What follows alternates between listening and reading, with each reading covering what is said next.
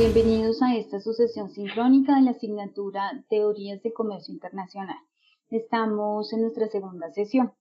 Para esta sesión hemos programado una aplicación del caso práctico de la ventaja competitiva de Porter y el estudio del diamante de Porter. Entonces recordemos que Porter es denominado el padre de la competitividad, pero además que nosotros toda la teoría del comercio internacional debemos ser capaces de aplicarla en un contexto real. Si no, pues no es útil nuestra asignatura. Entonces, como ustedes evidencian en la diapositiva, lo que nosotros vamos a hacer es revisar a través de un estudio de caso toda la teoría puesta en práctica del diamante de Porter a partir de toda su estructura y vamos a revisar las fuentes de información de competitividad país. Recuerden que para nosotros hacer un análisis de un estudio de caso o para desarrollar el diamante de Porter necesitamos información real. Con nosotros simplemente suponer que pasan las cosas no es suficiente.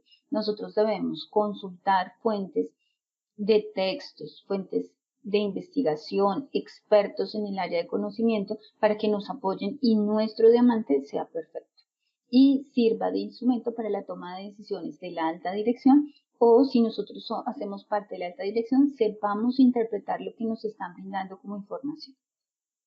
Entonces, en este ejemplo de aplicación, lo que nosotros vemos es que tenemos al gobierno como eje central, porque es el regulador, de acuerdo al diamante competitivo de Porter, pero tenemos las condiciones de la demanda, tenemos una estructura, la estrategia y la rivalidad de la empresa, las condiciones de los factores y los sectores afines de apoyo. Estos cuatro elementos los analizamos con un eje transversal del gobierno porque debemos hacer todo el estudio del diamante competitivo de Porter a través de un contexto. No es lo mismo realizar un estudio para China que para Colombia. Entonces, debemos primero contextualizarlos. Después de la contextualización, nosotros nos damos cuenta el análisis de la demanda y la oferta, revisamos cuál es la estructura y la estrategia y la rivalidad que puede tener la empresa para sacarlos del mercado o que sean alianzas estratégicas, cuáles son los sectores afines que me ayuden a disminuir costos, aumentar calidad e innovar y transformar productos o servicios y las condiciones de los factores productivos. En la competitividad se hablaba de una competencia.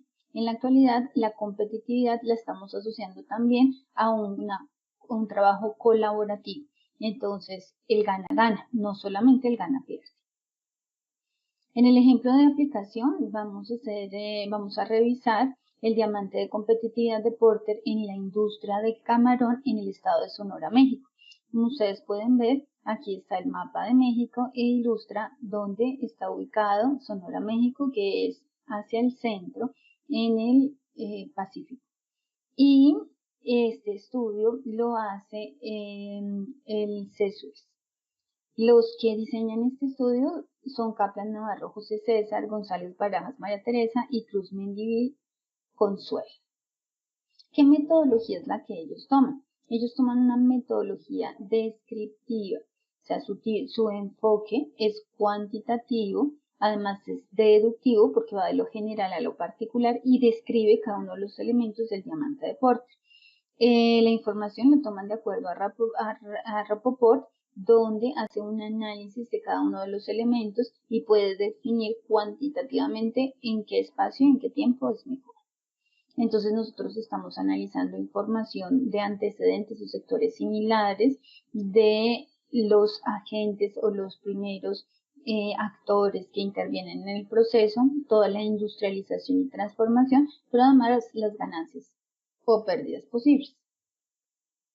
En las condiciones de factores de la industria del camarón nos damos cuenta que a nivel de estado, bueno, aquí tenemos nuestras variables, entonces las primeras son ecológicas, de investigación y tierra y agua.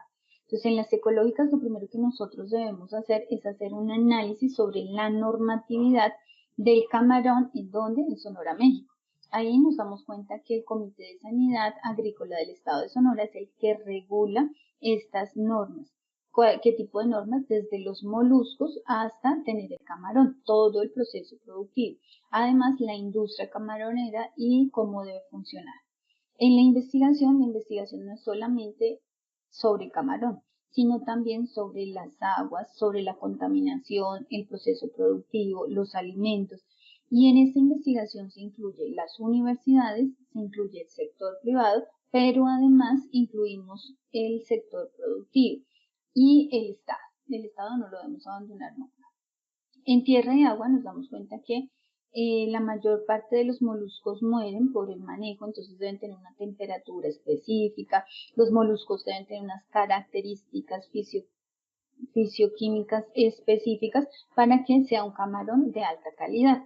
Además, en la tierra y en el agua debe haber unas condiciones de limpieza y de estado de la tierra y de salubridad específicas para el consumo humano.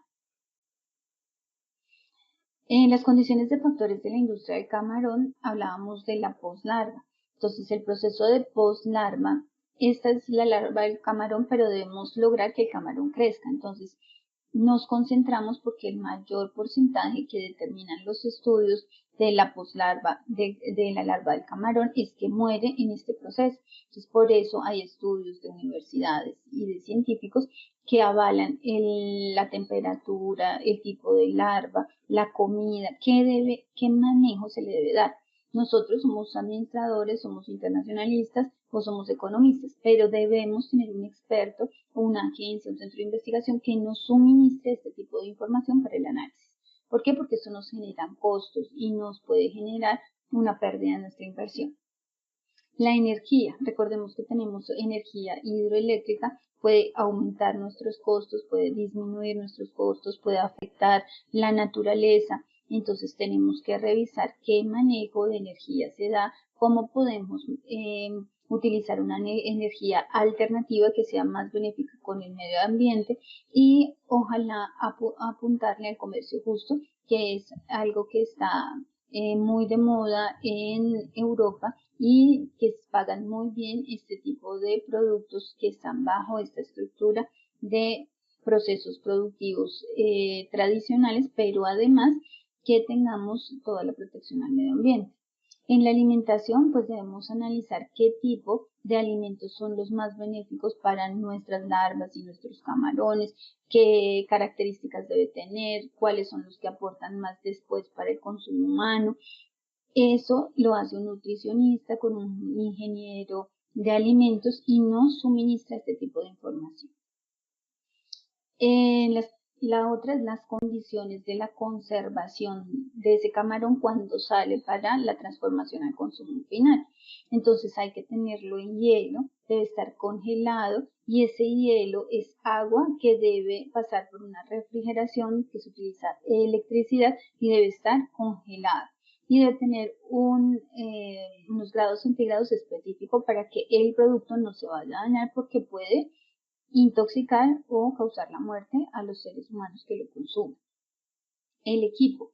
Si nosotros podemos hacer una inversión en tecnología, en transformación de procesos productivos en torno a la calidad, pues esto nos va a hacer que nuestro camarón no sufra daños, que no tengamos una pérdida en nuestra producción inicial y que llegue hasta el consumo, además que sea saludable para el ser humano, que sea saludable o útil para el sector del camarón, pero además para los dueños de la actividad productiva. En las comunicaciones, pues todo es más fácil porque tenemos la red, tenemos la tecnología y esto nos ayuda para tener bases de datos administrativas, financieras, de mercado, de todo el proceso productivo del camarón, de la temperatura del agua, del hielo, de la electricidad. Entonces, toda esta información, estos datos se deben convertir en información para toma de análisis. Entonces, toma de decisiones y análisis posteriores. Entonces, en la toma de decisiones, ¿qué necesitamos? Saber cuáles son los gastos, cuáles son los ingresos, cuáles son los beneficios y cuáles serían nuestros posibles alternativas de negocio. En recursos humanos debemos tener personal capacitado, normalmente en el estado de Sonora tenemos los capacitados en las universidades de México, pero también hay inversión extranjera directa y tenemos algunos que son extranjeros que apoyan a todo el proceso a través de sus centros de investigación o a través de transferencia de investigación. En las condiciones de la demanda de la industria del camarón nos damos cuenta que debemos analizar una demanda externa, pero además una demanda interna. En nuestra demanda externa revisamos que para la industria del camarón en México los principales mercados que importan son Estados Unidos, Japón y Europa Occidental. Y la demanda interna es muy baja porque los precios del camarón son muy altos para la población mexicana. Entonces, hay mercados que no se han explorado a nivel internacional y hay unos productos de baja calidad que se comercializan en el mercado interno. Esas son dos debilidades que se han detectado y que si nosotros logramos mantener calidad y disminuir costos, aumentaríamos la demanda interna, pero además si empezamos a hacer un plan de internacionalización a corto, mediano y largo plazo, podemos extender estos tres países para que la demanda externa sea mayor en términos de población y de consumo. Ahí nosotros podemos identificar o los países que están más cercanos geográficamente o los países que tienen mayor demanda. Esos son como temas que nosotros podemos identificar. En las condiciones de la estrategia y rivalidad de la industria del camarón, se identifica primero pues la Asociación de Acuicultores Privados del Estado de Sonora. Esta asociación ayuda a regular todas las técnicas, normas, salarios y beneficios y controles que deben tener todos los productores de pues del camarón, pero de todo el sector acuicultor. Tenemos los clientes que son internos y externos, tenemos los empleados que deben tener sus condiciones de salubridad, de salario, todos los beneficios establecidos en la normatividad mexicana, pero además según la Asociación de Acuicultores, pero además según los organismos internacionales como la Organización Internacional del Trabajo. Esos son elementos que nosotros debemos contemplar y que se contemplan en el estudio. También debemos ver la alianza gobierno-empresa-universidad, porque a través de desarrollos de investigación pueden hacer que este mercado sea más eficiente y según el reporte de este estudio de caso lo han logrado aumentar la producción con alta calidad y diversificar el mercado. También evidenciamos que tiene una fuerte competencia a nivel de México, pero también a nivel internacional. En las condiciones de sectores afines y de apoyo a la industria del camarón nos damos cuenta que tienen una alta ventaja competitiva gracias a las políticas gubernamentales y las causas y efectos de estas políticas de gobierno han sido favorables para este sector. Todo esto es el resumen del estudio de la ventaja competitiva de Porter a través del diamante.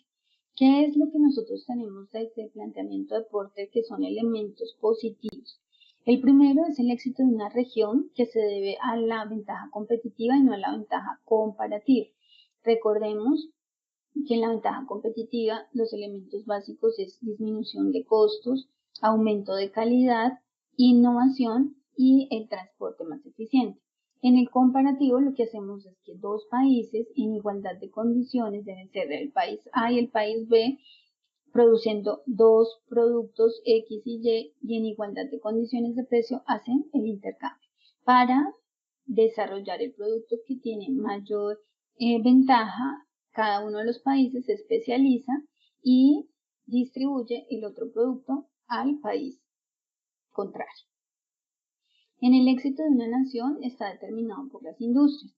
Esto nosotros lo evidenciamos desde el planteamiento de Adam Smith en La riqueza de las naciones desde 1776, donde si las industrias y el sector privado produce, sea el primer sector, el segundo sector, el tercer sector, el cuarto sector de la economía, el primario, secundario, terciario, cuaternario, va a afectar positivamente a su nación. Entonces, recordemos cuando hablamos de el sector primario, estamos hablando de agricultura, ganadería, pesca, recolección de frutos, todo lo que tiene que ver con los árboles, la tala de árboles para transformarlo en materiales de muebles y equipos o en hojas. En el segundo sector es la transformación de esa materia prima a través de un proceso industrializado. Por ejemplo, el algodón en tela, que es el ejemplo más común. El terciario es todo el sector de servicios, no solamente el de avión, el de transporte o el de hoteles, sino también el de educación. También tenemos funerarias que se desarrolla este sector salud, y el cuaternario estamos hablando de tecnología de punta.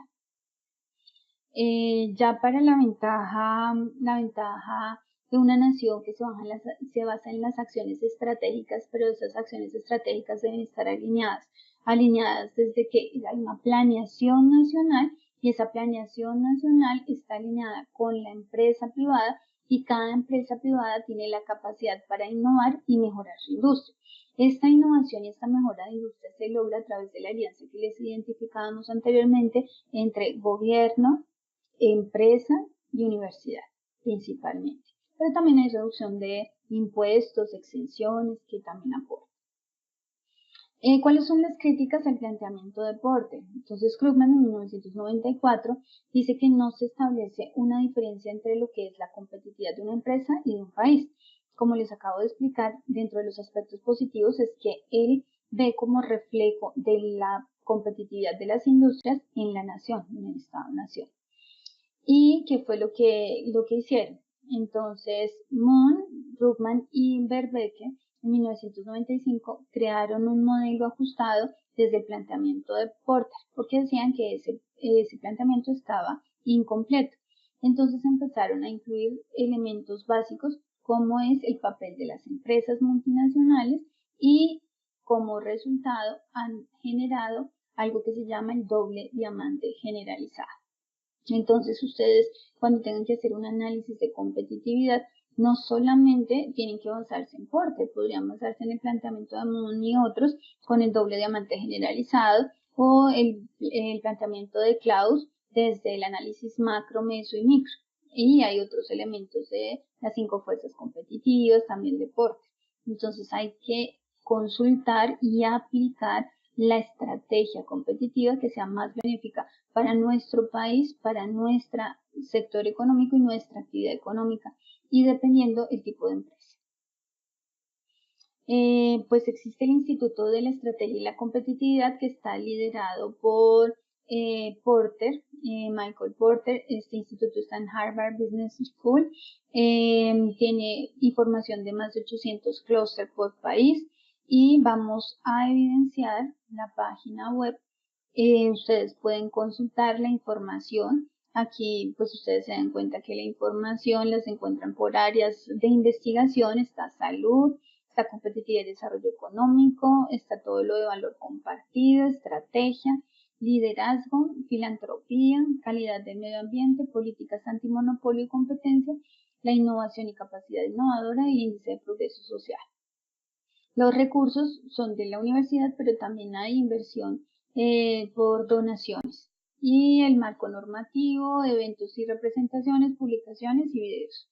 Entonces aquí hay cada uno de los informes. Este es Michael Porter, y aquí nos habla de los reportes anuales del índice de progreso social, la competitividad de los Estados Unidos y productos inteligentes y conectados, que es una perspectiva muy novedosa. Hay noticias de actualidad, pero además ustedes acá encuentran todos los análisis que él ha hecho y los estudios sobre competitividad y desarrollo económico que pueden aportar a sus investigaciones y a sus estudios.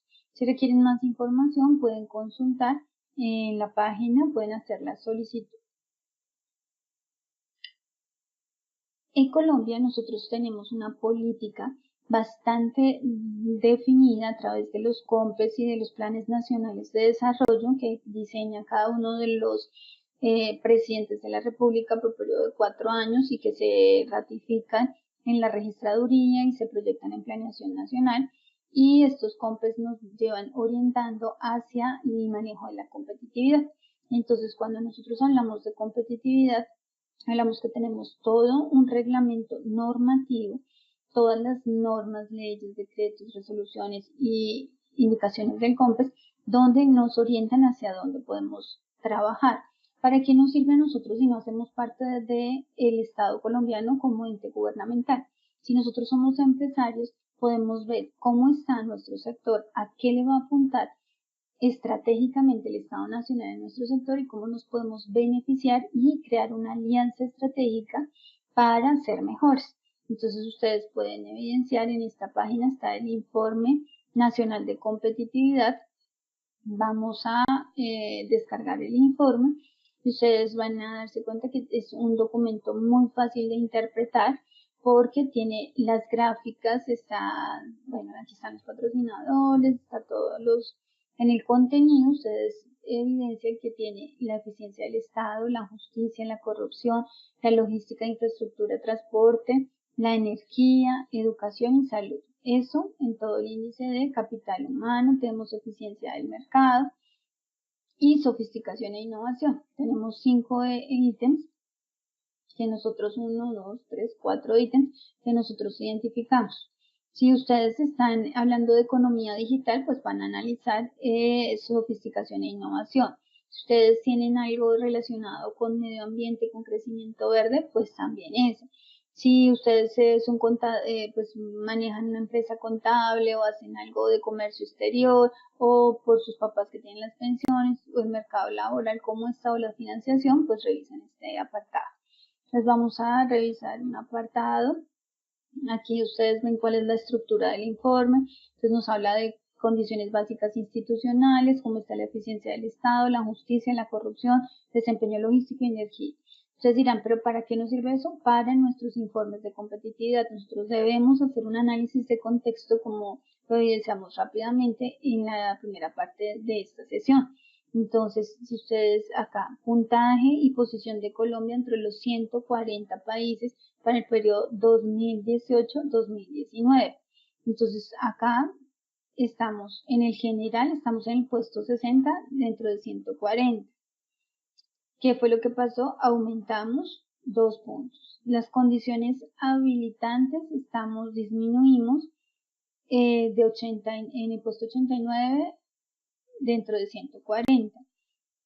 En infraestructura aumentamos, en adopción de TICs disminuimos, en ambiente macroeconómico disminuimos, en salud disminuimos, en educación y habilidades aumentamos, en mercado de productos disminuimos, en mercado laboral aumentamos, en sistema financiero aumentamos, en tamaño del mercado disminuimos, a pesar de que tenemos el puesto 37 en 140, que es muy, muy bajo. Dinamismo empresarial 49 y aumentamos, y capacidad de innovación disminuimos. Eso es en relación con el promedio de América Latina y el Caribe. Si tenemos 2, 4, 6, 8, 10, 12, 13 elementos, 13 variables que están analizando, y de esas 13 variables tenemos 7 que no están bien, pues podemos decir que el reporte en términos generales no es positivo para Colombia. Ya vamos a analizar entonces cada uno de los ítems, de las fortalezas, las restricciones formales, informales. Si se dan cuenta, pues acá tenemos un análisis de factores que es una estructura muy similar al modelo de competitividad de Porter, donde está la productividad interna, donde está la eficiencia de la asignación, y hay ciertos elementos que se toman en cuenta. A nivel, bueno, acá tenemos el índice de competitividad también para el 2018, pero maneja el Consejo Privado de Competitividad, maneja el índice no solamente a nivel nacional, que es el que nosotros evidenciamos, sino que también a nivel departamental y a nivel de ciudades. Entonces son informes que son fuente de información positiva para nuestros trabajos de estrategia. Cuando nosotros vamos a ver qué condiciones de mercado tenemos con otro país, podemos ver índice de competitividad global. Entonces ustedes pueden mirar en el Banco Mundial, pero también pueden mirar, aquí tenemos el Foro Económico Mundial, competitividad, está el plan al 2020 y 2030, todo alineado. Entonces acá lo que nosotros evidenciamos es cómo están los informes, cómo se ha presentado, Y acá, si ustedes van Colombia en el ranking del 2017 al 2018, cómo estaba, cuál es el comportamiento y podemos ver cualquier país. Entonces digamos que vamos a comparar a España con Colombia. Vamos a ver España, la vamos a comparar con Colombia.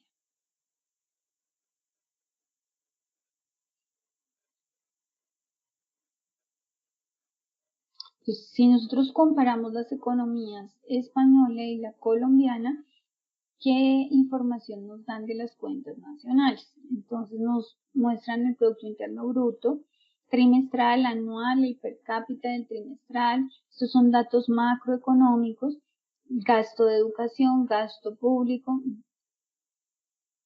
gasto de salud, gasto de defensa. Entonces en el gasto público, de defensa, de salud, índice de corrupción, todos estos elementos nos sirven para la toma de decisiones de competitividad. Si nosotros tenemos un país que el índice de corrupción aumenta, pues lo que hace es decir que el riesgo de invertir o los costos para invertir en nuestro país son más altos que en otro país con igualdad de condiciones. Entonces es un elemento, una variable para el análisis. El ranking de competitividad, ustedes evidencian que España está en el 26, Colombia en el 60. El índice de fragilidad, España está en el 41, nosotros en el 76. El de innovación, España está en el 28, nosotros en el 63, que son como los más representativos que podemos evidenciar, pero está todos los elementos sociodemográficos, desde los rankings del 2015 al 2018, movimiento poblacional, esperanza de vida, homicidios, que eso interviene en la mano de obra, el costo de la mano de obra capacitada, no capacitada, energía y medio ambiente. Entonces, datos generales, esta es una página que nos sirve para el análisis. Y en términos de el Foro Económico Mundial, aquí tenemos todo el tema de la transformación global, los índices de globalización, el mapa de globalización y transformación global, que no lo vamos a ver en este momento, se los dejo de consulta para sus casas. Vamos a volver a nuestra presentación.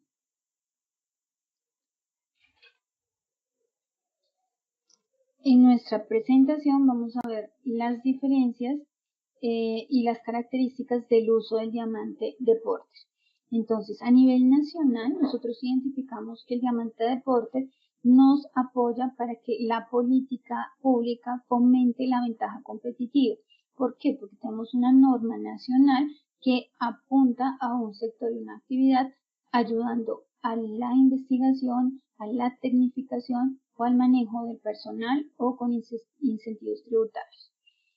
Esto nos habla de las industrias a través del fortalecimiento interno o a través de la inversión extranjera directa, que es más positiva para los países.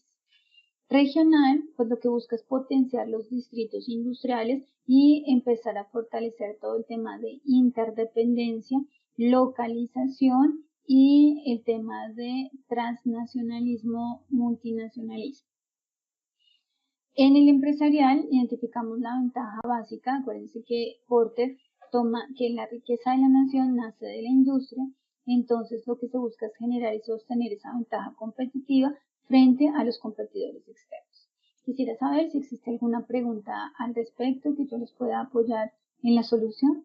Como bibliografía adicional les recomiendo este libro de Magreta, se llama Para entender a Michael Porter, Guía esencial hacia la estrategia de competitividad, el libro de Frinsky y Taylor de Comercio Internacional y el libro de Hernández y Peña de Cadena de Suministros. Recordemos que nosotros en nuestra plataforma tenemos el link al lado izquierdo que se llama Asturias Premium. Ahí ustedes encuentran bases de datos, encuentran nuestra biblioteca virtual y van a evidenciar estos textos. Son muy actuales, están del 2014, 2015 y 2018. Recomendaciones finales para nuestros queridos estudiantes. Primero, recordar que todas las dudas, interrogaciones que ustedes tengan sobre la asignatura la pueden consultar con el profesor a través del foro de dudas, que la participación en estas clases sincrónicas presenciales es una oportunidad para ustedes resolver dudas en tiempo real. Y además que los invitamos a participar en nuestro modelo de aprendizaje Social Más, creando conocimiento horizontal con sus compañeros y profesores. En el foro de debate y el foro académico es un espacio bastante enriquecedor para nuestro conocimiento. Les recordamos que la Corporación Universitaria de Asturias hace parte de la red SUMA, Sistema Universitario Abierto de las Américas, que lo integra el Instituto Europeo de Posgrados en Madrid, España, SUMA University en Miami, Estados Unidos, la Universidad Europea de Monterrey en México y la Escuela Argentina de Negocios en Buenos Aires, Argentina, y nosotros. Les agradezco la atención, nos contactaremos vía foro y los invito a nuestra próxima sesión de la clase sincrónica de teorías del comercio internacional.